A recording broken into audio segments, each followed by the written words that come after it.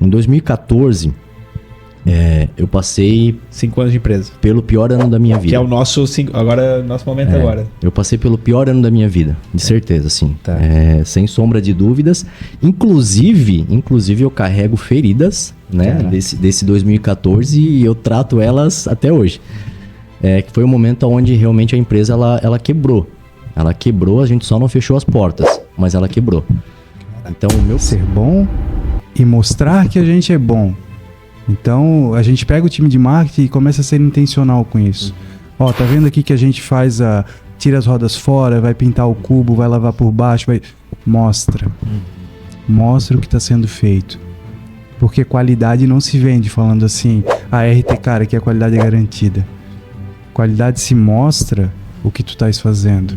Tem um laudo lá da...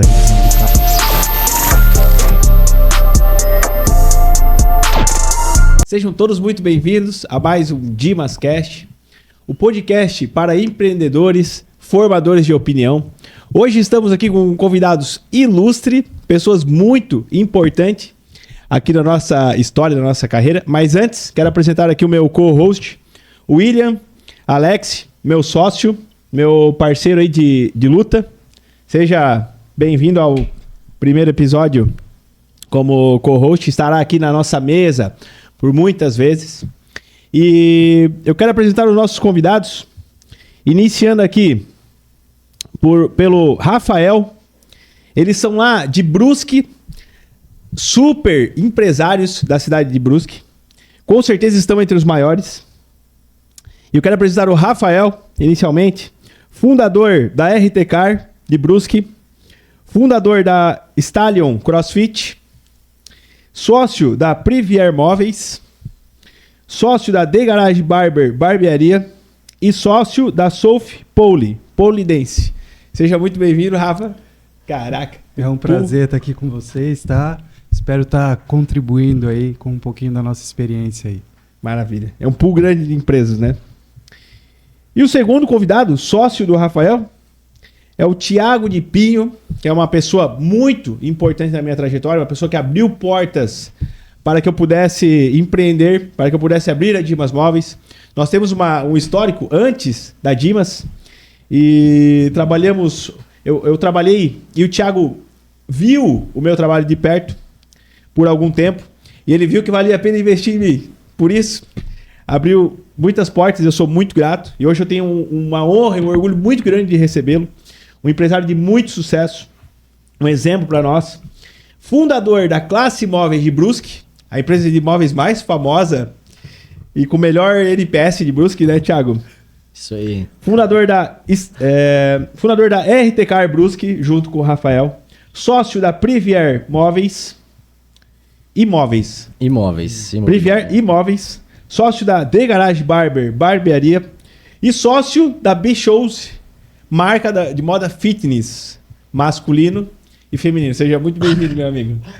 Fala, Dimas. Obrigado aí pelo convite. É uma honra, tá? Uma honra estar aqui com vocês. A gente trocar umas ideias e com certeza contribuir aí de uma maneira com esse canal aí que tá levando tanto conhecimento aí para as pessoas que estão assistindo. Maravilha. Tô muito empolgado. Nós estamos muito empolgados em recebê-los. Conversa de aeroporto, né, Dimas? Conversa de aeroporto. Papel e caneta na mão e anotar esses insights que vão surgir aí, que tenho certeza que vai fazer muito sentido para muitas pessoas. O ideal seria um guardanapo, né? Mas a gente pegou uma folha 4 aqui. Não tem preço, tá? O que vai sair aqui desse bate-papo não tem preço. Vou fazer uma pergunta aqui pra gente abrir o tema. A Dimas hoje é uma empresa que se espelha muito na história da Classe. A Classe é uma empresa de valores, é uma empresa que entrega satisfação, busca sempre entregar o melhor para o cliente. Existe uma cultura muito forte e enraizada em toda a Classe. Eu conheço bem a empresa, conheço bem a trajetória e a história de vocês. A Dimas segue os mesmos exemplos da Classe. Nós buscamos um dia estar no patamar da Classe. Com certeza. E por isso, a gente tem a metodologia de entregar a satisfação, entregar o melhor para o cliente. Por vezes, nós temos um memorial descritivo, assinado, detalhado, e a gente entrega o combinado. E por vezes acontece algum problema que nós não temos responsabilidade, mas ainda assim a gente vai, resolve, paga, por vezes custa caro, bate no peito, assume a responsabilidade, resolve. E eu sei que a classe tem esse DNA também, né, Thiago? A pergunta que eu quero te fazer pra gente abrir. Hoje a classe tem 15 anos de empresa. 15 anos de história. Não é qualquer empresa que chega nesse nível, né? E vendendo móveis sob medida, né, Dimas? Vendendo móveis sob medida, que já não é pra qualquer um. A minha pergunta é, nós temos a Dimas hoje há 5 anos. Minha pergunta é, um dia a conta fecha, Thiago? Seguindo essa trajetória? Então, fecha. A conta fecha, Dimas. O que eu acredito muito forte, né? Eu acredito muito em colheita. Então, quando a gente adota essa postura que você descreveu, que é uma postura realmente onde a gente assume o valor de servir, onde a gente assume o valor de realmente entregar o nosso melhor, independente do que está vindo do outro lado, né? Não é fácil, eu sei que não é fácil isso, né? É simples, mas não é fácil.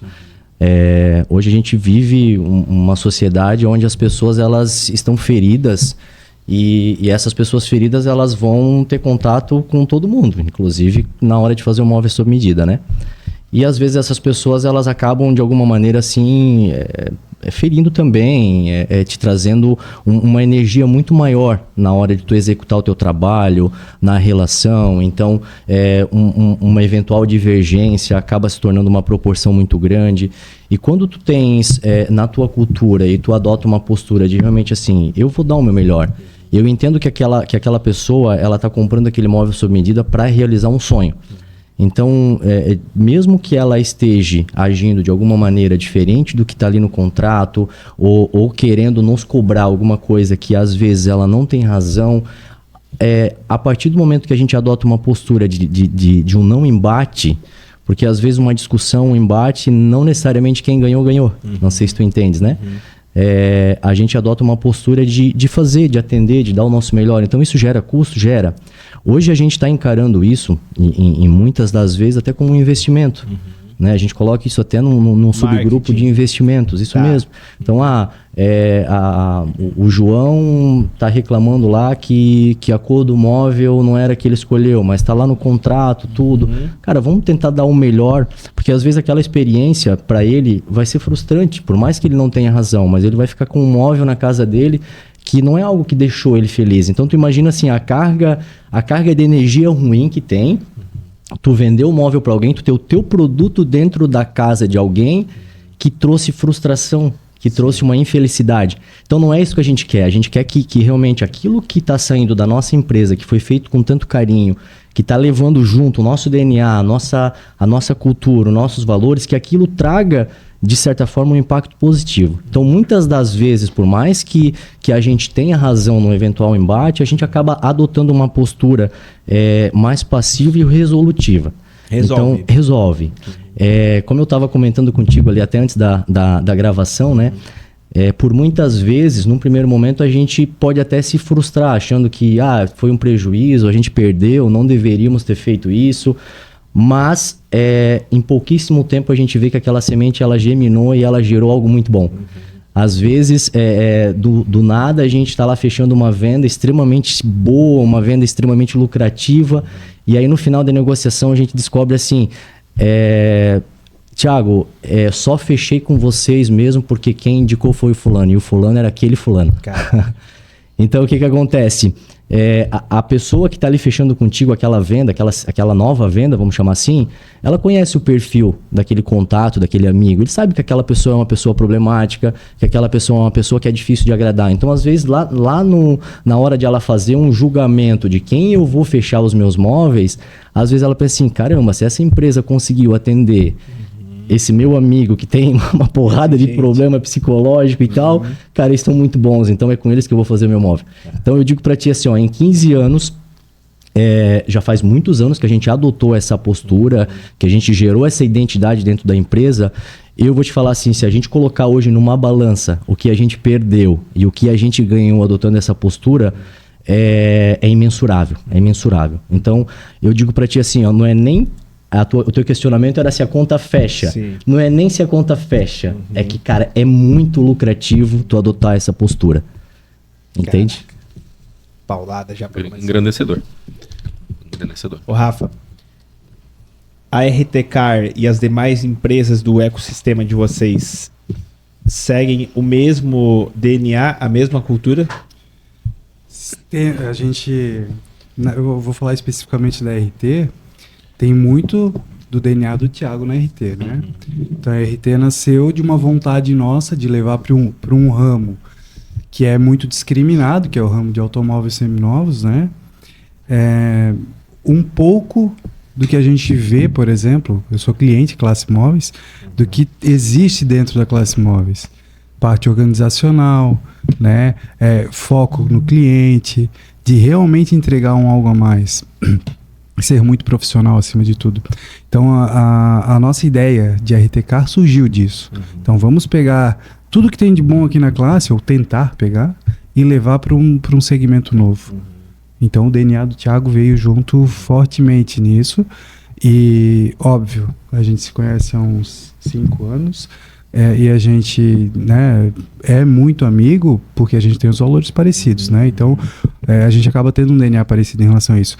E eu concordo, mas eu confesso pra ti que, tipo assim, o nível de maturidade que o Thiago levou pra classe nesse entendimento, ele é maior até do que a gente na RT. Porque assim, eu entendo que a gente faz muitas coisas que não precisaríamos estar fazendo.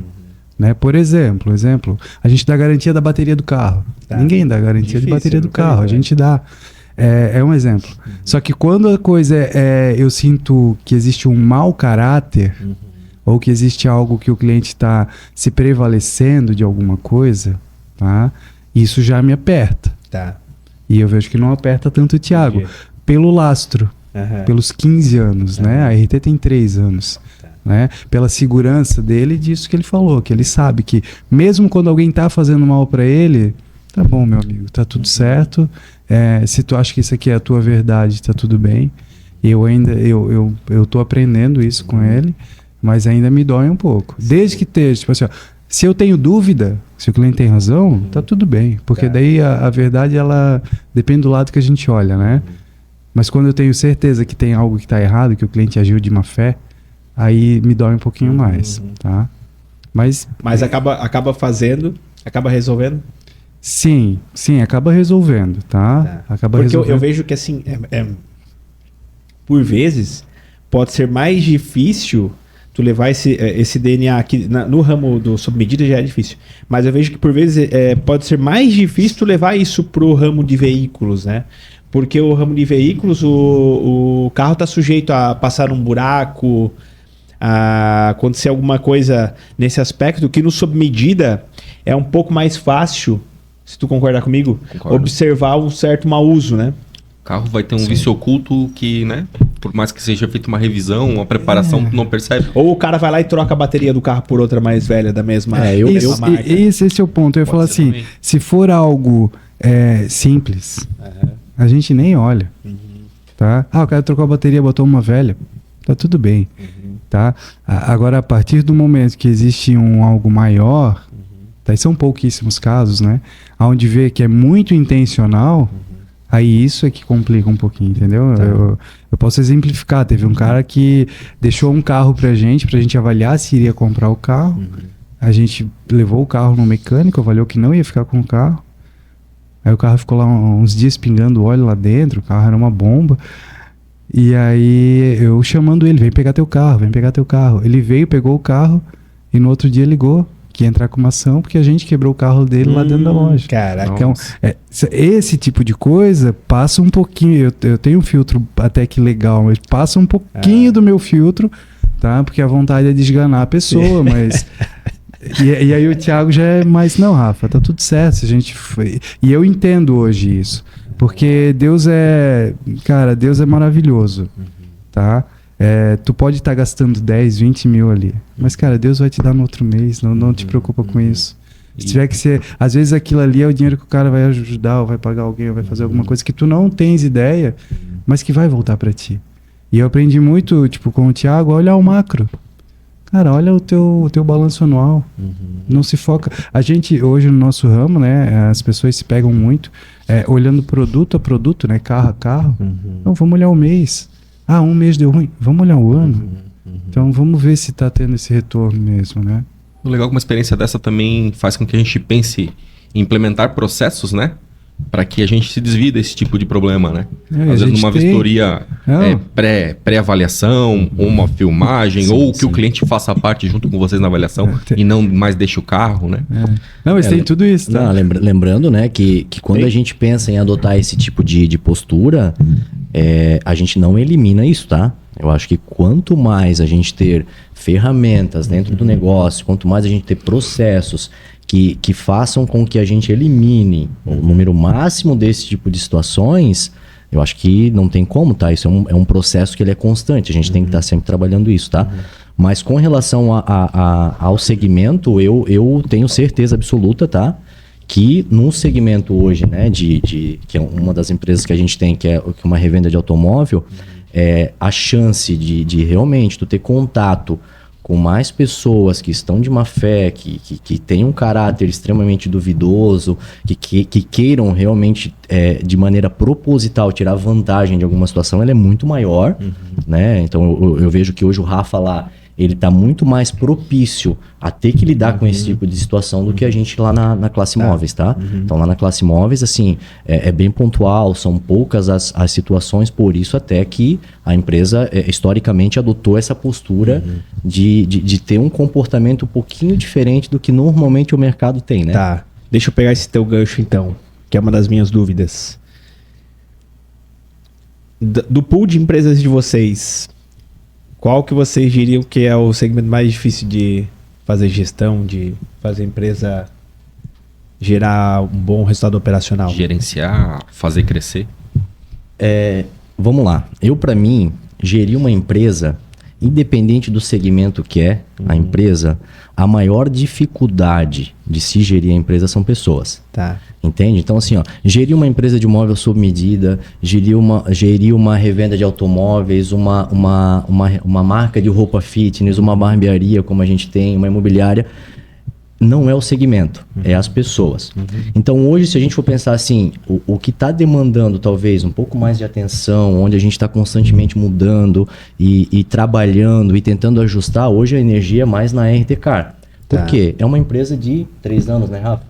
4 anos. Então a gente está assim, formando hoje a identidade da empresa em termos de pessoas, a gente está montando equipe, a gente está muitas vezes testando funções. Então, como é uma empresa nova, assim como a classe teve isso lá atrás, né? Sim. Então hoje, digamos assim, essa parte de pessoas da classe móveis, por ser 15 anos e hoje a gente ter assim uma quantidade gigante de funcionários que já passaram de uma década de casa, então hoje essa parte que é realmente, eu acho, o grande trunfo do bom gestor, que é ele gerir pessoas, lá está um pouco mais resolvido, lá já está um pouco mais maduro, já atingiu um nível de maturidade. Então, lá na RT Car a gente está nesse processo. E mês a mês e ano a ano a gente vem conquistando. Deixa eu melhorar a pergunta então. E se todas as empresas tivessem 3 anos? Qual que seria mais difícil de gerir? No meu ver, né? Não sei se o Rafa concorda comigo, mas no meu ver é móvel sob medida, assim. Porque o móvel sob medida, digamos assim, é algo que a gente está construindo. Então é uma indústria, são máquinas, são pessoas, é matéria-prima, é desperdício, enfim, eu acho que é uma operação muito mais complexa do que tu comprar um carro, preparar ele e vender ele, entende? Então hoje, digamos assim, a gente está montando um móvel na casa do cliente, até a gente entregar e ele olhar para aquele móvel e sorrir e falar assim, cara, era isso que eu queria, é um processo delicado até ali, entende? O carro, né? Eu sei que tu és um entusiasta do ramo automobilístico. O carro, tu já sabe aquele que tu quer comprar, na versão que tu quer comprar, tu já pesquisou, tu já foi, tu vai lá na loja, tu olha todos os detalhes. Às vezes tu conhece o carro até melhor do que a gente. Então quando tu fala assim, negócio fechado, é porque, cara, aquele carro era o teu carro. Então dificilmente a gente tem, né, um problema. O fabricante talvez já passou por esses Isso. A gente costuma falar o seguinte, né? Por vezes assim, a gente faz analogias com o cliente, né? Eu vou lá, comprei um celular da Apple. A Apple, quando a gente recebe aqui um iPhone na mão, ou uma Mercedes, uma BMW, os caras erraram tudo que eles tinham para errar de cortinas fechadas. Quando tu tem uma empresa de serviço, e vocês têm empresas de serviço aqui no pool de vocês, né? Além do sob medida, nós erramos de cortinas abertas. Então o cliente está vendo todos os nossos erros. Sim. Então eu entendo que é necessário ter um investimento de energia muito grande para lidar com esse tipo de situação. Porque eu imagino que todas as empresas no mundo têm problemas. Todas. Inclusive as maiores empresas da Forbes, né? Apple, Microsoft, Nvidia, todas elas. A gente entra lá nas reclamações, nos processos, eles têm milhares e centenas de milhares de processos. Então, se esses caras têm problema, isso significa que todas as empresas têm, né? Agora, talvez o que diferencie muito seja como a empresa lida, que era o assunto da primeira pergunta. Como a empresa lida com esses problemas? Na tua opinião, então, sob medida é o que, teoricamente, dá mais trabalho, dentro da tua experiência? Eu acho que sim, porque se tu levar em consideração, assim, ó, até o exemplo do iPhone que tu trouxe, né? Tá. Tu tá revendendo um iPhone, tu tá vendendo um iPhone, por exemplo, tens uma loja de iPhone. E todos os erros aconteceram de cortinas fechadas, mas vai ter erros que vão vir para ponta. Tá. Então, de repente, o usuário do iPhone vai pegar e vai usar esse iPhone e vai dizer assim, cara, mas esse zoom aqui poderia ser melhor. Esse zoom não era o que eu queria. E acontece. Mas não é responsabilidade tua, tu tá revendendo um produto. Então, comprou uma Mercedes lá na RT Car e sei lá, por algum motivo o cara não gostou da posição do cockpit. Ou, pô, essa alavanca da marcha na Mercedes é nada a ver, poderia ser aqui no console em vez de ser no volante. Mas não é responsabilidade nossa. Tipo assim, isso é o fabricante. Então eu vejo que se torna até mais simples, porque até coisas erradas que existem hoje no produto que tu tá vendendo, ou que a pessoa considera errado, e às vezes nem tá errado, né? Mas que a pessoa gostaria que fosse diferente, tu não tem capacidade de mudar aquilo. Sim. Imagina assim, a Classe Móveis vendendo carro, o cara reclamou da alavanca, cara, eu sei que a gente ia tentar bolar alguma coisa para mudar a alavanca do carro do cara, mas lá a gente não pode mudar, entende? Sim, então eu acho que se torna uma operação um pouco mais tranquila de se lidar, levando em consideração se ela tivesse o mesmo tempo de maturidade, né? Perfeito. E de vender também, acho que o móvel é um desafio bem grande, né, Thiago? Porque o móvel em si, visualmente ele vai ser igual em vários lugares que você possa comprar, né? Você utiliza às vezes o mesmo MDF, mesma matéria-prima, né? E empresas vão estar pautadas em qualidade, em parte de engenharia, em ferragem que entrega, que vai agregar mais valor, né? Garantias e outros itens na parte de entrega e serviço. O carro já não, né? Às vezes o mesmo carro que tu tá vendendo tá sendo vendido para um concorrente teu. E às vezes é o mesmo ano, a mesma quilometragem, né? E vai estar pautado num preço médio. Vai ter uma diferença de valor, mas não vai ser tão grande, né? A decisão vai ser tomada em cima de experiência de atendimento. O móvel já é um produto bem difícil de tu agregar valor, né? É um high ticket, né? Então, acho que também é um desafio bem grande nessa gestão, né? Na parte comercial. Como é que tu conseguiu chegar na equipe comercial hoje lá, né? E Thiago lá também na RT. Então, eu concordo com o Thiago sobre a dificuldade de gerir, porque é uma indústria e uma loja. A gente só é uma loja. Agora, em relação ao produto, eu penso um pouquinho ao contrário do que tu fala. Eu tenho mais dificuldade de agregar valor no meu produto do que uma loja de imóveis. Porque, por exemplo, eu já fui cliente do Thiago. Eu sei da entrega, sei de todos os valores dentro da empresa. Eu pago mais para comprar lá, sem problema nenhum. Agora, o carro, todos eles são iguais? Por que eu vou comprar numa e não na outra? Sendo que para mim ter uma estrutura melhor e entregar uma experiência melhor, eu preciso vender mais caro. Investir mais, né? Então, o high ticket no mesmo produto, para mim conseguir colocar o meu valor agregado dentro do produto é uma dificuldade. E a única desvantagem, né? Vamos pensar assim, eu vou abrir um negócio hoje de revenda de automóvel ou de imóveis que daria para dizer assim, não, a única coisa que é mais complicado no automóvel é justamente por eu estou vendendo um produto dos outros que as pessoas compram e eu sou responsável pelo que tem intrínseco ali dentro. E eu preciso pegar um outro produto usado ainda na troca. Então, é a única questão. Então, assim, é incomparável o quanto o móvel é mais complexo. Porque para comparar, teria que dizer assim, vocês teriam que ter uma loja de revenda de imóveis prontos. Eu concordo contigo. Aí ficaria perto, entendeu? E aí seria outro tipo de coisa. Rafa, eu muito concordo mais contigo simples. porque assim, ó, eu sou vendedor. Minha especialidade é vendas. Eu já fui vendedor de veículos da Volkswagen, né? Eu sou vendedor de móveis sob medida. E eu concordo 100% contigo. Isso é uma realidade muito grande. No sob medida, a gente tem o potencial de vender o serviço mais forte do que o potencial que nós temos de vender o serviço numa concessionária, no segmento de veículos. Porque o mercado já precificou o teu produto. Sim. Existe uma Existe tabela. uma tabela FIP, né? E aí, tipo, lógico, tu vai agregar um pouco mais, um pouco menos, tu vai escolher um pouco mais, um pouco menos. Existe o mercado de luxo, que daí já funciona um pouquinho diferente. Mas é difícil quando... Ó, todo armário custa 5 mil. Aí como é que tu vai vender a 10? Sim. Se fosse só o armário, né? Mas daí como a gente entrega hoje um serviço, que é um serviço de montagem, um serviço de projeto, eu acredito que é muito mais fácil tu agregar valor.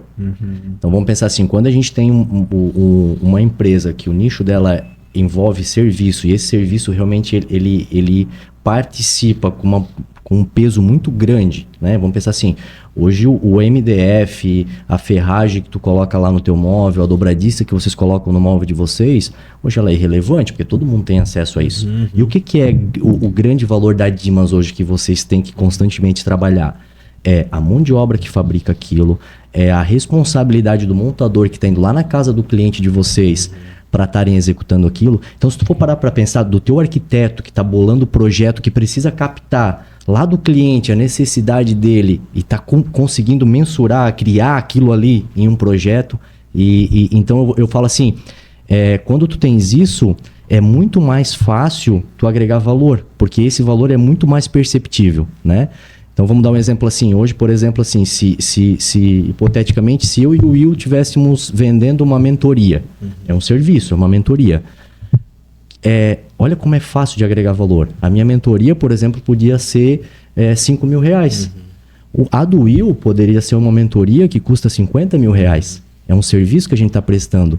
O Will agregou valor, ele tem motivos para conseguir agregar valor naquilo ali. Por quê? Porque a entrega que ele vai estar dando para o cliente que vai comprar a mentoria dele vai valer aquilo. De alguma forma o cliente percebeu que existe um ROI naquilo ali. Então ele vai ter um retorno maior. Então o Will consegue agregar valor na mentoria dele. Sim. Agora, se a gente estiver vendendo iPhone, cara, o iPhone é 10 pila ou tal, e não tem o que fazer muito diferente daquilo, entende? Sim. Quando a gente tem um nicho de trabalho, um segmento que a gente está inserido, onde a carga de serviço naquele produto ele é muito grande, é aí que a gente tem que se diferenciar. É aí que a gente precisa sair fora da curva, fazer o que todo mundo não faz, ir além, entregar um over delivery, fazer algo diferente, porque é ali que tu vai ganhar dinheiro, é ali que tu vai agregar valor, é ali que o cara vai pagar, às vezes, 50 mil reais na tua cozinha e não vai pagar 30 no concorrente, só que ele vai pagar 50 mil sabendo que vale a pena. Não é porque tu tá explorando ele, é porque a tua estrutura, tudo aquilo que tu entrega, vale aqueles 50 mil reais naquela cozinha. Os 50 mil se tornam barato. Se torna barato. Assim como a consultoria de 5 mil na entrega pode se tornar cara, a consultoria de 50 mil pode se tornar muito barata, conforme o ROI que ela entrega. Falando aqui dentro do tema que a gente está tratando, eu já vi no segmento de veículos muito, tá? Concessionária famosa, de marca, top, assim, que tu olha e fala, olha, pode comprar de olho fechado que os caras...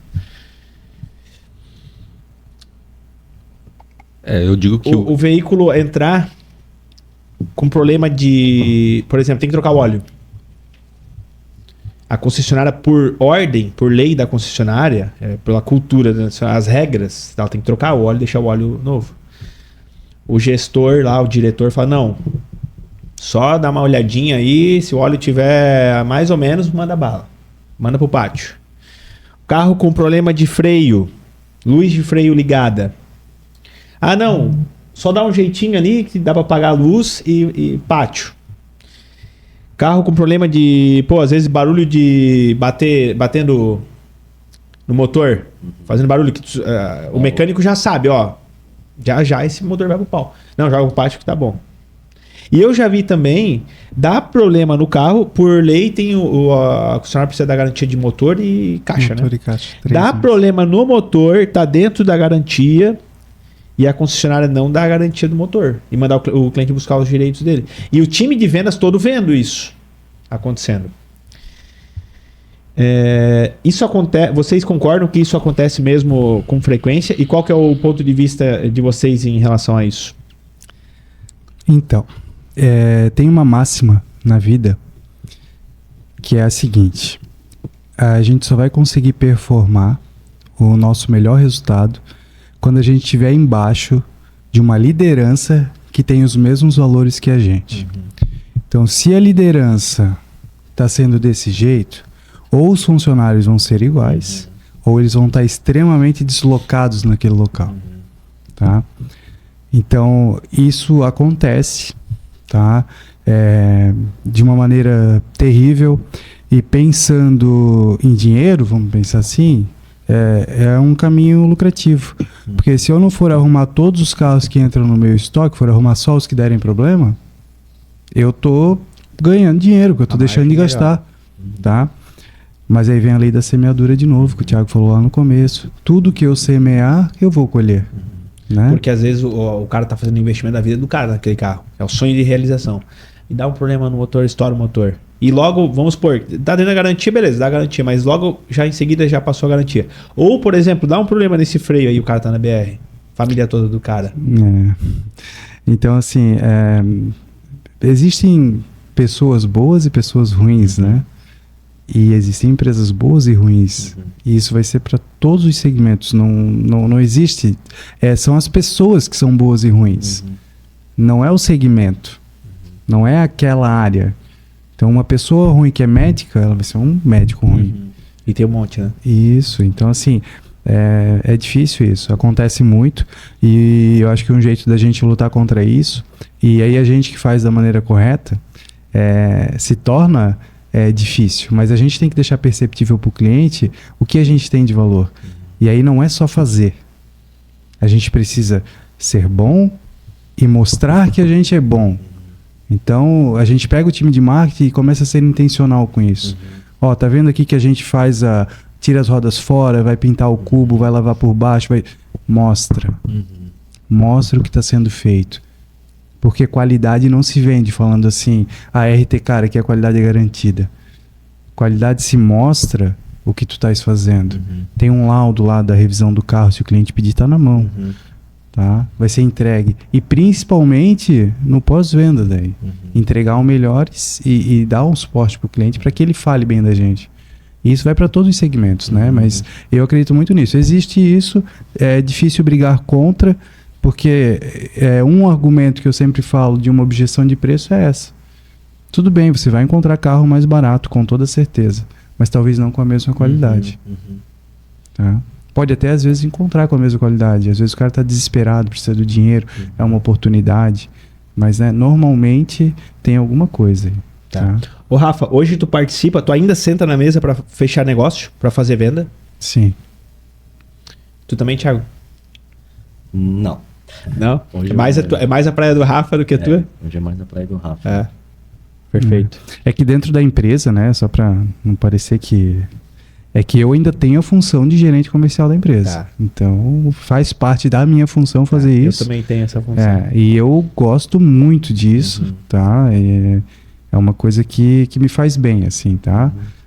Mas não quer dizer que no futuro também eu não tenho um gerente que possa me suprir e eu vou fazer outra coisa. Tá. Mas enquanto eu tenho essa função, é minha responsabilidade fazer isso. Perfeito. Então deixa eu te fazer uma pergunta aqui que eu tenho e nós vamos talvez ajudar muita gente, né? Na tua visão. E daí eu gostaria que tu desse a tua opinião também, logo em seguida. Como no dia a dia é o teu pensamento, ou como nós deveríamos tratar o vendedor de baixa performance, o vendedor que não entrega o resultado, e junto, como nós devemos tratar o vendedor de alta performance? O tratamento é igual para todos eles, o tratamento é diferente. Um vendedor de baixa performance, caso tu permita que ele mantenha-se nessa vaga, por quanto tempo? É o período assim que dá para aceitar o cara numa baixa. Eu queria saber a opinião de vocês em relação a isso. Tem muitas vertentes, né? A gente escutou muito num curso, né, Thiago?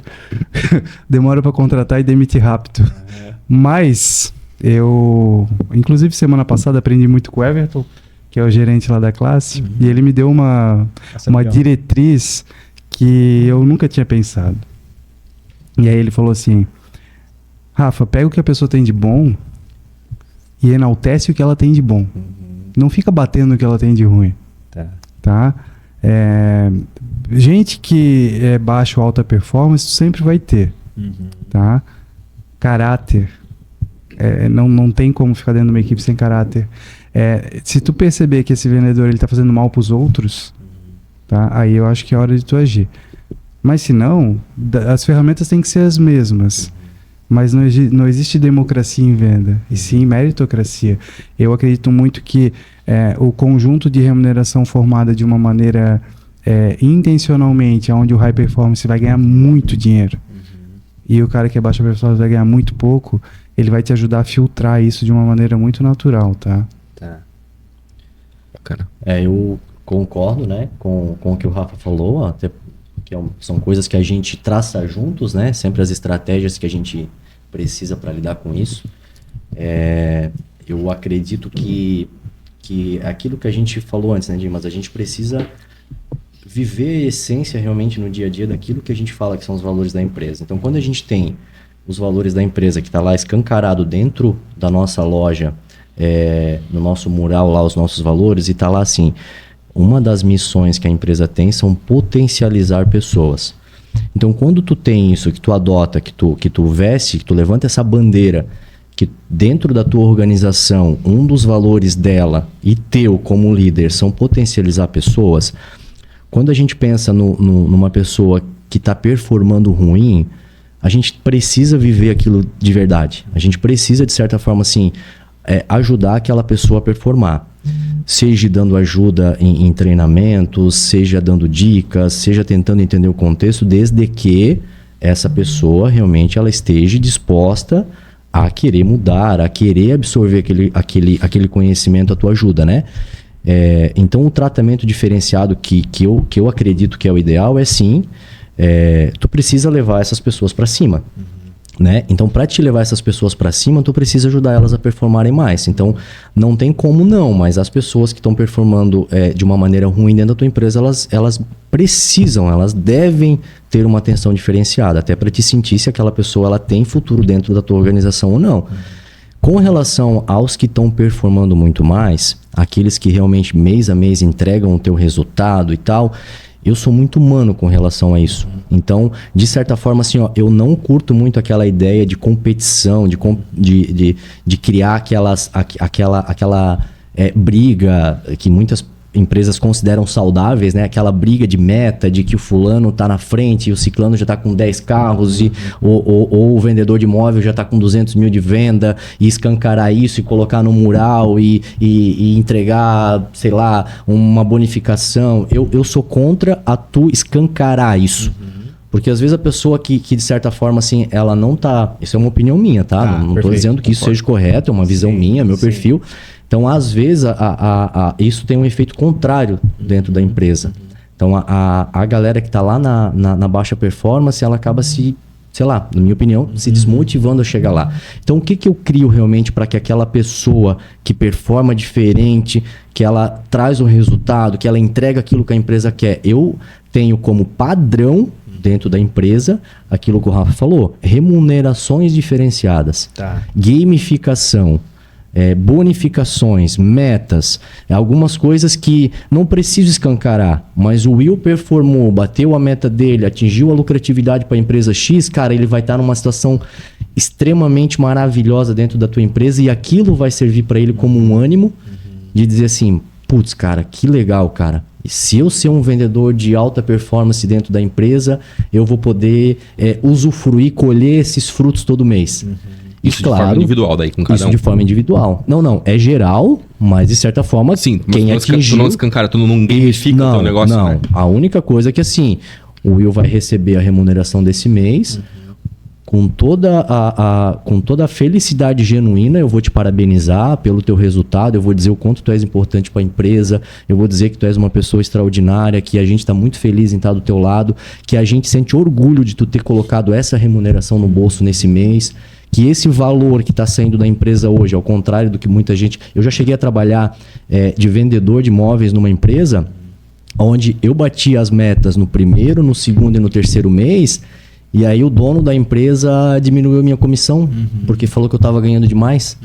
Entende? Ou seja, o fato de eu ter colocado muito dinheiro no bolso dele e uma boa fatia disso ter vindo para mim, deixou ele triste ao invés de deixar ele feliz. Entende? Então um espírito mesquinho falou mais alto. Eu tive essa mesma experiência.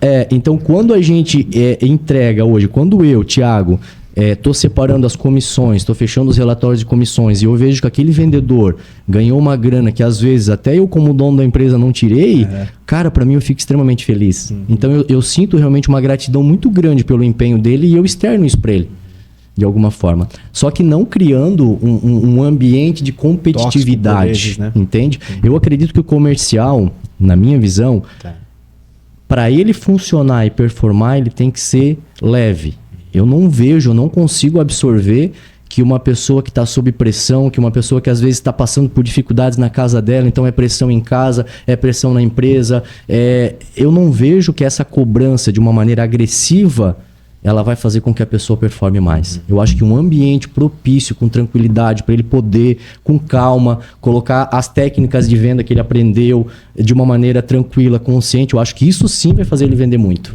Agora, se ele tiver sob pressão, ele não consegue nem acessar no cérebro dele um monte de técnica que ele tem, porque ele está ali desesperado para vender. E existe um outro fator que, assim, o cliente que está na frente dele negociando percebe isso. E, cara, eu não compro de ninguém que está desesperado, porque isso me gera uma dúvida. Entende? Gera uma sensação, por vezes, de desconfiança ou falta de segurança. Exatamente. E a insegurança, né? A falta de confiança também influencia muito no vender ou não vender, né? Isso mesmo. E uma das maneiras de ser leve com os high performances é, por exemplo, a gente tem um CRM e tem tal e tal e tal coisa para fazer. Quando a gente monta uma estratégia para um vendedor, a gente tem lá 8 tipos de venda. Mas às vezes esse cara, em um dos tipos, ele vende, cara, 100% da meta. No outro, ele vende mais um 20% da meta. E os outros ele não tá fazendo. Cara, não bate nos outros. Deixa o cara aqui. Agora, quem que a gente precisa, né, conscientizar de que precisa seguir tudo isso aqui porque vai dar um resultado? O que não tá performando normalmente. Porque daí a gente tem que fazer com que a pessoa ainda se encontre, saiba onde é que ela vai performar melhor dentro daquilo tudo.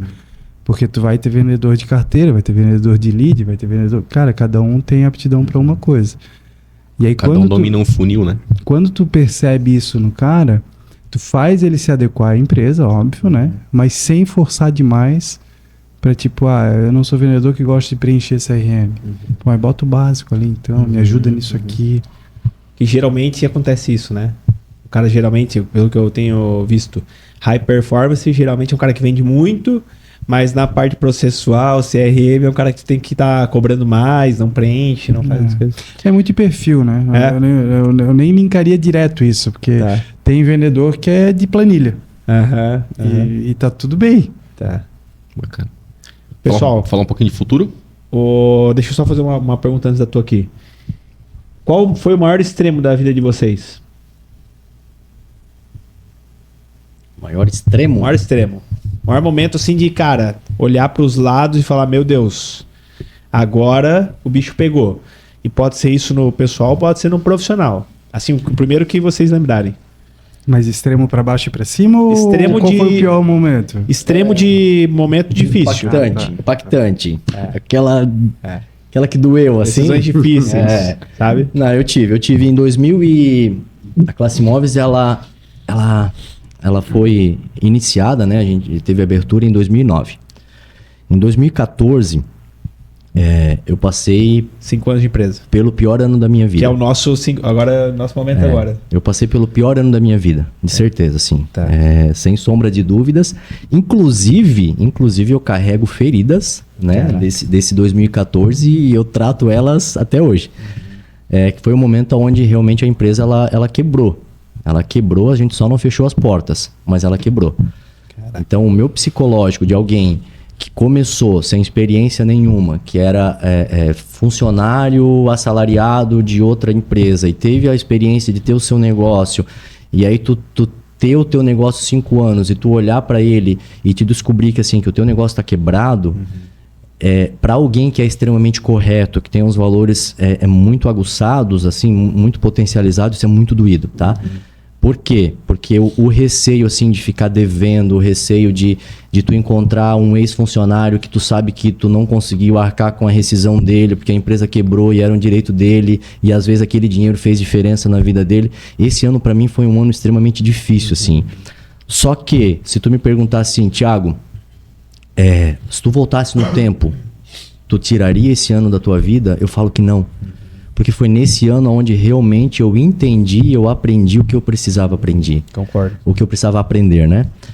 Foi um ano onde eu vi e assumi que eu não sabia gerir o meu negócio, que eu, beleza, assim como tantos outros brasileiros, milhares de brasileiros empreendem, abrem o seu negócio, tocam o seu negócio sem ter consciência nenhuma do que estão fazendo, muitas vezes levado pelo senso comum de gestão, que o teu amigo que tem uma empresa faz assim, então tu faz também, mas nada pautado realmente em algo concreto, algo que realmente é aquilo que as empresas fazem para ter sucesso, né?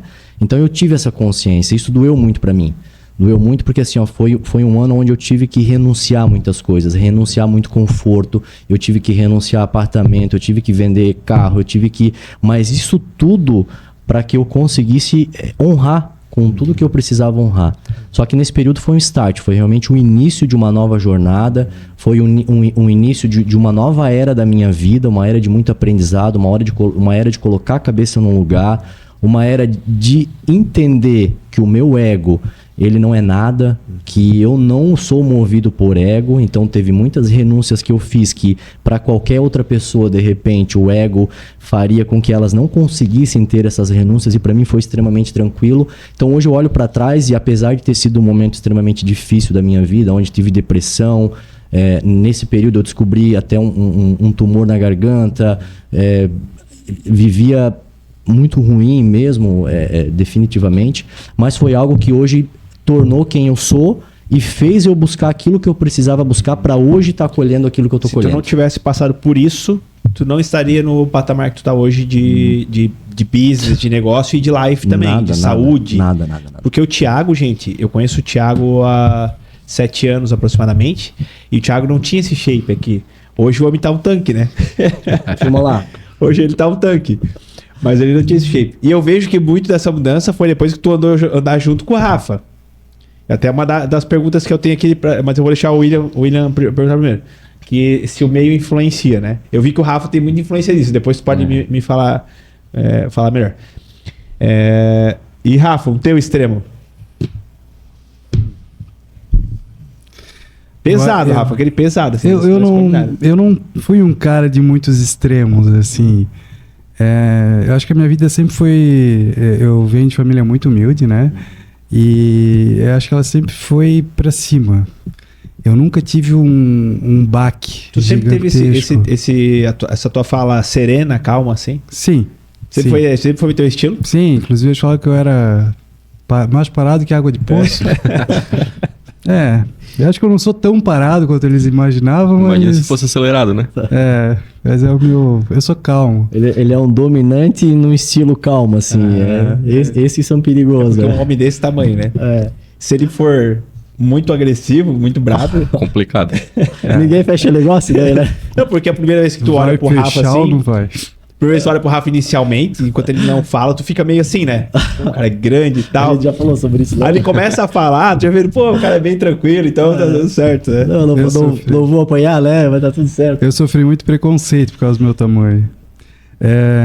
Mas eu nunca tive muitos extremos. Tá? Eu tive uma vida de ir botando tijolinho em tijolinho. E eu sempre tive a gratidão muito aflorada, assim. E Deus me deu uma sabedoria muito boa. E eu conseguia olhar para as dificuldades que eu ia passando. De alguma maneira, eu fui tirando coisas boas disso. Então, eu digo que uma grande mudança na minha vida, e foi sutil, foi em 2018, meu filho nasceu. E eu percebi que, naquele ano, eu trabalhava num banco. Já estava há 11 anos, eu acho, na BV Financeira. Ganhava, sei lá, 6, 7 mil por mês. E aquele ano eu percebi que depois que meu filho nasceu, todo mês o meu cartão subia R$500, R$700 e eu ia chegar num momento que eu não ia dar conta. Eu falei, cara, vai chegar um momento aqui que não vai rolar isso. E aí ali eu decidi fazer algo diferente. A minha mulher, né, a Paty já era mais vívida, ela sempre queria fazer algo novo. A gente já tinha um polidense, né, mas era um negócio... Já tinha nessa época? Mas era um negócio bem pequeno, né, mas a renda dela vinha de lá. Tá. E ela sempre me incentivou a fazer algo diferente, né. E aí ali eu tomei uma decisão. Eu falei, cara, se a minha vida não tá dando certo, se eu estou indo para trás, eu preciso fazer alguma coisa diferente. E aí eu peguei e eu vendi meu apartamento, vendi meu carro, tá? Eu não fali, mas eu ia falir, vamos dizer assim. Tá. Na pessoa física, né? Sim. Que é complicado. Aí eu vendi então o apartamento, vendi o carro, comprei um carro quitado. Eu sei que no rolo todo lá me sobrou um terreno que valia 150 mil, mas terreno, valer e vender é bem diferente, né? E foi 80 mil em dinheiro, e eu deixei 20 mil para pagar minhas contas e eu fiquei com 60 mil. E eu comecei com isso. Tá. Eu peguei 60 mil, comprei uns carros, botei na loja de um amigo meu lá para vender. Tu já tinha o CrossFit nessa época? Eu tinha acabado de comprar o CrossFit naquele ano. Tá. Só que o CrossFit só dava prejuízo, né? Não dava lucro, né? Porque daí eu comprei parcelado, eu precisava pagar ele. Então a junção da minha renda começar a ir para trás é que eu tinha que tirar dinheiro da pessoa física para botar no CrossFit e eu tava com um filho, né? O meu equilíbrio de vida ele deu uma mudada, né? E o banco não me dava assim a possibilidade de ganhos muito maiores, né? Eu consegui ganhar um pouco mais e tal. E ali eu tomei essa decisão. E aí eu comecei a fazer isso. Eu fiz isso durante, eu acho que foi 1 ano e meio, 2 anos. Acho que foi 2 anos. Ontem eu ainda vi a planilha lá que eu tinha de controle. E em 2 anos e meio, os meus 60 mil viraram, acho que foi 130 mil. Eu acho que quase dobrou o dinheiro. E aí depois disso eu conheci o Thiago. E eu fui professor do Thiago de CrossFit, né? Falei eu conheci que o Thiago no CrossFit. Mas ele chegou lá bombadinho já. Mostra o bíceps aí agora, que tá Mas ele chegou lá bombadinho, ele não chegou lá... Esmilinguido. Não, ele não chegou lá, não. Ele já era bem fofinho. Não tava caidão, não. Tava caidão, ele já era legal, mas é porque houve uma evolução considerável. Ah, não. Tu não tinha a barriga tanquinho naquela época, né? Não, cara, mas assim, ó, deixa eu te falar, ao contrário do que tu imagina, eu vou te falar assim, ó, eu com 13, 14 anos, eu fazia musculação e eu já iniciei ativamente. Eu era muito do esporte, eu sempre fui.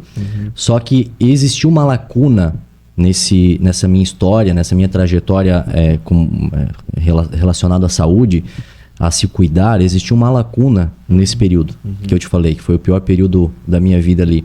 Então, nesse período, realmente, assim, a minha alimentação ficou extremamente ruim, os meus hábitos eram extremamente ruins, e aí eu acabei engordando muito. Tá. Então, talvez, assim, tu me pegou no final, né, dessa época, aonde eu comecei a retomar. Tá. Foi quando eu tive um choque de consciência, num determinado ano da minha vida, que daí tinha alguns problemas de saúde, inflamação de intestino, problema na garganta, e tava extremamente desconforme, falta de energia, tava gordo, filho pequeno, não tinha energia para brincar com ele. E aí eu olhei e falei assim, cara, mas esse não sou eu. Eu sou o cara que lá com 13 anos treinava e tinha uma vida ativa. Esse sou eu. Então eu não quero ser essa pessoa, eu não quero envelhecer desse jeito. Eu não quero me tornar um idoso com uma porrada de problema. Eu quero chegar no final da minha vida e poder aproveitar a minha vida. E aí entrou nessa fase, além dessa metanoia empresarial que eu tive de gestão, existiu também essa mudança de hábito com relação à minha saúde. Então hoje eu estou colhendo isso, mas digamos assim, aquele período lá onde a gente se conheceu, talvez ainda era o resquício de uma fase não muito legal da minha vida, entende? Um desequilíbrio, né? Isso. Bacana. Mas a mudança foi drástica. O homem tá forte, né? Vamos falar um pouquinho de futuro? Bora! Como é que vocês se veem, né? Como empresários, como empreendedores e a empresa de vocês daqui a 5 anos? E quais estratégias você acha que você é necessário tomar para que se chegue nessa visão? Cara, eu falo pra ele do futuro ou não? Se tu conseguir. Tá. Vamos lá. O que eu acredito de futuro? Eu acho que a gente falou muito pouco sobre isso, né? Uma pena até, talvez a gente, em outra oportunidade, a gente fala muito mais. Mas com relação ao que eu acredito, com relação à minha fé, com relação a Deus, com relação à espiritualidade, isso é algo muito incrível e muito presente na minha vida. Então, essa semana a gente estava conversando ainda e eu falei pro Rafa a seguinte frase. Se há 10 anos atrás eu tivesse... se Deus tivesse chegado na minha frente e falado assim, Thiago, tá aqui esse papel e essa caneta e tu vai desenhar a vida que tu queres daqui a 10 anos. Se Deus tivesse feito isso e eu tivesse preenchido, eu teria me arrependido. Por quê? Porque eu falei pro Rafa, eu disse, o que eu tô vivendo hoje, cara, eu nunca imaginei que eu estaria vivendo. As coisas que eu tenho hoje, o conhecimento, vamos lá, as conquistas que eu tive, as pessoas que me cercam, as mesas que eu tô sentando, eu não teria como prever isso, entende? E aí o meu comentário com ele foi essa semana assim, e como que a gente vai estar daqui a 5 anos? Aí eu comentei pra ele assim, eu não arrisco dizer, eu não quero falar isso. A única coisa que eu me comprometo, e isso é algo que é meu, tá dentro de mim, eu sou uma pessoa extremamente disciplinada e eu sou uma pessoa extremamente constante. Eu faço o que precisa ser feito, eu busco o que precisa buscar. Então, se depender do meu comprometimento nos próximos 5 anos, eu acredito que mais uma vez Deus vai me surpreender. Então, para mim, eu não arrisco dizer aonde eu estarei, quantos negócios a mais talvez a gente vai ter, quais são as mesas que eu vou estar sentando daqui a 5 anos, mas eu tenho certeza que se depender do meu empenho, depender daquilo que eu preciso fazer, com certeza vai ser as melhores situações, vai ser o melhor cenário. Bacana, teu futuro tá sendo extraordinário, vamos dizer assim. Isso, melhor do que tu teria desenhado. Tá sempre surpreendendo. E vamos falar então de um futuro a curto prazo, né? Vamos falar de 2025. Qual é a visão de negócio de vocês para 2025? A gente... Só vender Ferrari e Porsche. Isso é legal. A gente fez quando a gente criou a empresa, a gente colocou a missão lá, né? E a gente bateu aquela missão antes de 1 ano. E a gente não botou nova missão. Então isso que o Thiago falou é muito real. A gente é muito autogerenciável e fica buscando o tempo todo melhorar. Só que a gente não está enxergando onde a gente quer chegar. A gente nem para conversar sobre o que a gente quer fazer. Ou se a gente quer parar. Eu acho que o grande segredo de uma empresa crescer é primeiro dar lucro e segundo reinvestir o lucro. Então eu acredito muito nisso, tá? E não existe um lugar que tu vai colocar dinheiro que vai render mais do que aonde tu tá fazendo dinheiro, né? Então a gente não tem meta para dizer assim, não, em 2025 a gente vai fazer isso, a gente vai fazer aquilo. Não, a gente tem um plano de ter uma loja premium, de chegar a vender talvez supercarros. Bacana. De ter isso está acontecendo complexo. com uma certa velocidade, porque quando eu visitei a RTK a primeira vez, o ticket médio de carros era totalmente diferente do ticket médio que eu vejo hoje. Hoje subiu muito esse ticket médio já, né? Isso. Muito rápido, a gente está falando de 2 anos. 2, 3 anos. 1 ou 2 anos. Assim, quando vocês mudaram da primeira sede da RTK para a segunda. Só pra vocês terem uma ideia, quem está assistindo, né? Porque às vezes a gente está conversando aqui e a gente esquece que está filmando. A RTK em Brusque, ela nada mais é do que uma grande concessionária. Eles alugaram o que era uma antiga concessionária gigante. Tem quantos metros quadrados lá o pátio? Tem 2.500. 2.500 metros quadrados. Eu acho que aqui em Joinville talvez fosse, se não a maior, uma das maiores lojas aqui em Joinville. Com certeza. É um negócio gigante, uma baita estrutura, é lindo e só veículo maravilhoso. Então, depois no final peço para vocês passarem o Instagram, pra galera seguir aqui e entender do que eu tô falando. Sem falar do ecossistema que foi criado, né? Sem falar do ecossistema, agora. por favor. Quer falar um pouquinho do ecossistema aí, Rafa? Então, eu acho que o nosso grande trunfo é o Thiago... Fala da tua captação, da ideia lá. Eu acredito muito em modelagem, tá? Então, tem muitas pessoas que falam em mentores e tal. Eu acho que cada fase da nossa vida a gente tem que buscar uma fonte de inspiração diferente, né? Então, nesse período que a gente estava pensando em como que a gente criaria o nosso negócio, eu tinha ido visitar uma empresa em Alphaville, que era uma grande loja. Inclusive, um dos sócios lá era o Pablo Marçal, e o Kleber, que era o sócio dele, era uma pessoa da qual eu tinha contato. A gente tinha alguns amigos em comuns e a gente tinha uma certa abertura. E eu fui lá fazer essa visita à empresa dele, e quando eu vi essa estrutura que foi criado lá, eu achei algo sensacional. Eu vi uma loja de carro com um ecossistema, muitas coisas interligadas alimentando esse ecossistema. Então lá dentro desse mesmo espaço tinha uma estética automotiva, tinha uma latuaria, tinha uma mecânica, aí tinha uma barbearia conectando as pessoas, tinha um café lá dentro aberto ao público. E aí quando eu vi aquilo já me deu um estalo assim, eu disse, cara, é disso que eu preciso levar lá para nossa cidade. É isso que eu preciso construir lá junto com o Rafa. E aí a gente, em cima disso, a gente modelou aquilo que a gente vai construir. Então, hoje a gente vem caminhando passo a passo, item por item, a gente vem caminhando para formar esse ecossistema, essa estrutura. Boa parte dela, né? O Rafa vai falar agora em que pé que tá isso, o que a gente já tem girando lá, o que já está funcionando, quais são os próximos passos. Vou deixar ele falar aí para vocês. Então, assim, o mais importante, né, do ecossistema é a gente ter as pessoas perto. Né? Então a gente consegue manter os nossos clientes mais próximos da gente, mas sempre com excelente serviço. Então uma coisa que eu e o Thiago não abrimos mão é de eu vou ter uma loja lá e a gente tem uma barbearia. Vai ser uma barbearia de baixa qualidade? Não. Vai ser a melhor barbearia da cidade. Agora a gente está num projeto de abrir um café dentro da loja. Um café aberto ao público mesmo. Bacana. Tá? Como é que vai ser? Não, vai ser um café premium. Vai ser algo diferente. Então tudo que a gente está colocando no entorno com essa mentalidade e procurando pessoas que estejam realmente conectadas com a gente, pessoas que realmente enalteçam que Deus está ali presente e que tudo que a gente faz ali é por Ele, tá? E conseguindo dessa maneira a ambiência que a gente precisa para levar o negócio para frente, tá? E o que você já tem lá hoje, lá dentro desse ecossistema? A gente tem lá hoje funcionando a barbearia, a gente tem o café agora que está no projeto, a gente tem a imobiliária, a gente tem o auditório que a gente não conseguiu ainda levar o nosso projeto para frente do auditório, ele é subutilizado, vamos dizer assim, tem poucos eventos lá. E a estética a gente abriu. Empresa de crédito, né, Rafa? Isso, tem a RT Crédito também. Que é uma empresa de crédito lá dentro. Tá. Isso. A gente seguro, a gente startou agora o projeto. Agora a gente startou seguro e a gente também agora está com um advogado lá dentro. Então assim, a gente quer fazer realmente como se fosse um coworking, mas com realmente assim, pessoas de alta qualidade e que a gente realmente esteja participando de cada negócio. Para que a gente consiga deixar assim, os valores muito claros.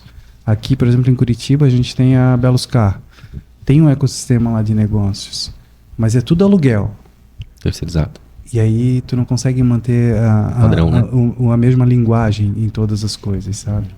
Porque é legal, não adianta eu ter lá na barbearia um cliente que não é o cliente que vai comprar o meu carro. Tem que estar dentro do... Ou vice-versa, né? Dentro do ecossistema. Pelo que a gente percebe, vocês estão criando tudo pautado na excelência, né? Uma entrega de excelência, uma experiência de excelência para o teu cliente, né? Onde ele compra, já sai segurado.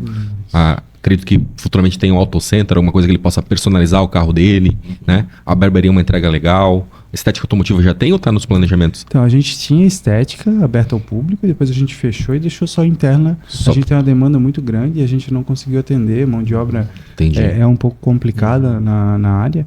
Mas sim, quando a gente chegar no Super Premium, por exemplo, eu vejo que é ligadíssimo. Fundamental, né? Um PPF, lá no carro. Quando a gente chegar nesse no Super Premium, a gente está falando assim, que a quantidade de unidades preparadas vão ser muito menores, né? Sim. Então hoje, queira ou não, o nosso ticket ele é um ticket X e ele demanda tantas unidades.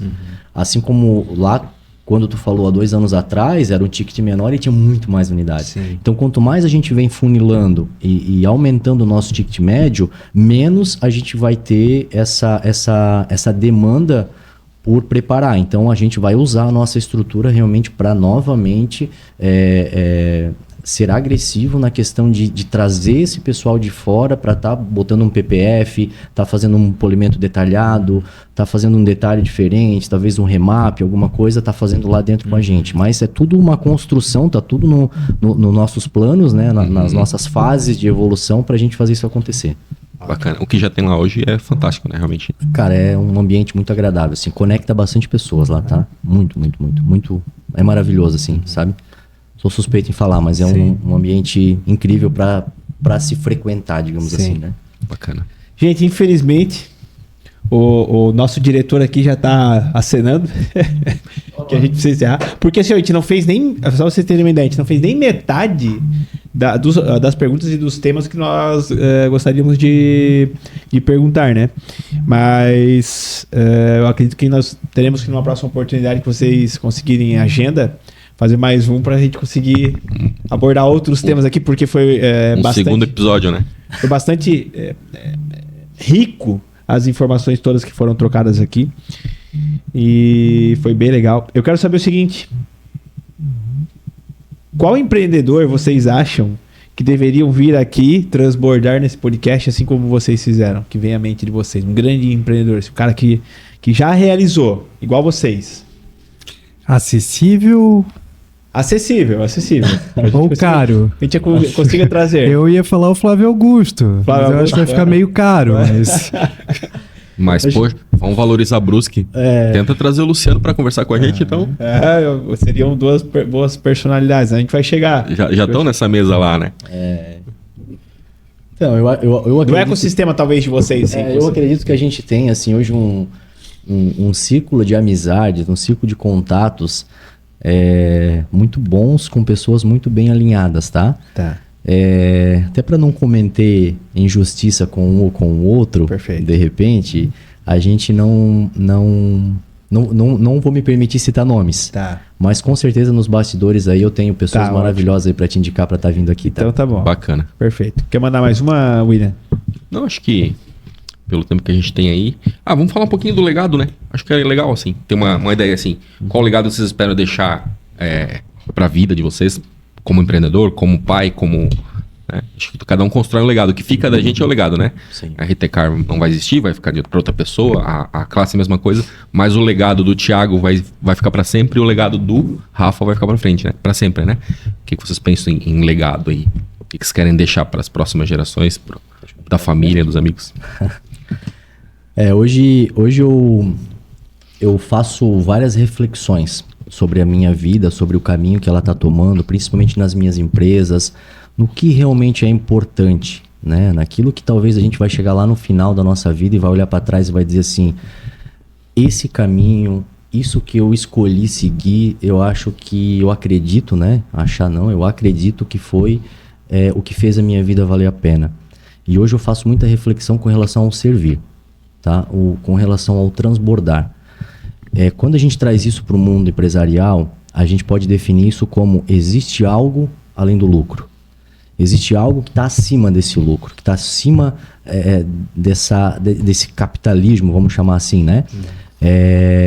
Então é isso que eu queria deixar de legado. Hoje, para todas as pessoas que estão ao meu lado, para os meus liderados, para os meus funcionários, hoje eu acredito que é perceptível por parte deles que eu não sou movido por isso. Eu não sou movido por lucro acima de coisas que não fazem sentido. Eu sou muito movido pelo servir. Eu sou o cara que o que tiver dentro de mim, eu transbordo. Se eu tiver a chave, que é a chave que tu precisa para abrir o cadeado que tu precisa abrir, cara, essa chave eu vou te fornecer com alegria.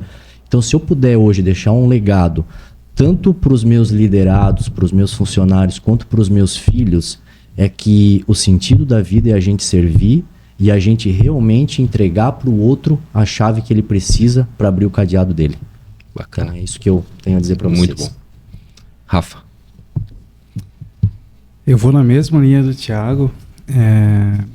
Eu acredito que uma das coisas que a gente pode deixar é uma mudança de mentalidade para que as pessoas... Lógico que primeiro a gente precisa provar isso, né? Eu sempre falo que se a gente conseguir resultado, se a gente for relevante, a gente não precisa vender nada para as pessoas, porque elas vão olhar o teu resultado e vão comprar aquilo, né? Então, as pessoas conseguirem enxergar, principalmente quem vai empreender, que não precisa ir nessa linha de lucro, acima de tudo, como o Thiago falou, e que existe um outro caminho.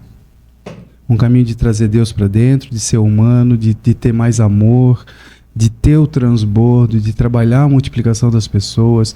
Porque para mim, o empresário hoje, ele está no ápice da escala, que é na escala do transbordo. Esse cara ele tem que já estar com a gratidão, com o perdão, com as coisas tudo aflorada dentro dele, para poder só transbordar o que ele tem de bom. Então eu acredito que se a gente conseguir mostrar com muito sucesso que dá para ter esse sucesso todo, levando as pessoas juntos, que é o desenvolvimento de pessoas que a gente falou lá, que o Thiago falou dos nossos valores, eu acho que esse é um legado que eu gostaria de deixar, assim. E está sendo construído isso, né? Olharem para isso e ver, não, esse caminho aqui é muito mais leve, é muito mais gostoso. E, cara, ó, chega no mesmo lugar. Bacana, verdade. Ou muito além, né, Rafa? Ou a gente se surpreende que a gente vai muito além. Verdade. E junto com isso, né? Vocês têm uma intenção de fazer uma sucessão das empresas? Para os herdeiros, para os filhos? Espero, né? Espero que sim. Espero que em breve eu possa se tornar ainda mais passivo nessa gestão e que meus filhos aí assumam, né? Quando eles tiverem a idade, com certeza para mim, se for da vontade deles, né? Não acredito muito em uma imposição com relação a essa sucessão, né? Então, se tiver realmente na essência deles de quererem dar sequência em todos esses projetos e não talvez vender para alguém de fora esses projetos, seria uma satisfação e uma alegria muito grande, assim. Com Ótimo. certeza. Se eles quiserem seguir esse caminho, serão preparados para isso. Se não quiserem, vocês contratam um CEO para tocar o business, é isso? Basicamente. Ou vendemos o negócio, Ou vendemos? né? Eu acho que a gente não se apega a esse tipo de coisa, né? Tá. O negócio, ele tem que... Existe um prazo, né? O negócio, ele acontece na tua vida por um determinado prazo, né? Então, normalmente uma empresa ou ela quebra, ou ela existe uma sucessão, ou ela existe uma venda, né? Então, de certa forma, assim, quebrar para mim tá fora de cogitação, porque a gente não vai deixar isso acontecer, né? Então, a nossa empresa, ela sempre vai nos trazer muitos frutos, porque a gente planta muito, né? Então, a lei da semeadura é algo que não tem como lutar contra. Se a gente planta, a gente vai ser obrigado a colher, né? Aí a sucessão ou a venda vai depender da vontade dos moleques lá. Perfeito. Galera, infelizmente, estamos chegando ao final. Mas antes aqui de eu pedir o arroba dos convidados para vocês seguirem, eu quero pedir o seguinte: curtam esse canal, que é onde vocês estarão nos ajudando a trazer mais pessoas, a propagar esse conteúdo riquíssimo. Sigam aqui a página, o canal no YouTube, compartilhem, ativem o sininho. Isso não tem custo, mas nos ajuda muito. Quero pedir o arroba de vocês. O meu é arroba demais.neto e da empresa é o arroba dimas.móveis.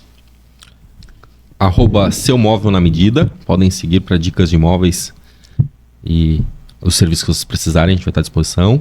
O meu é @rafael.rtk. Então sigam lá.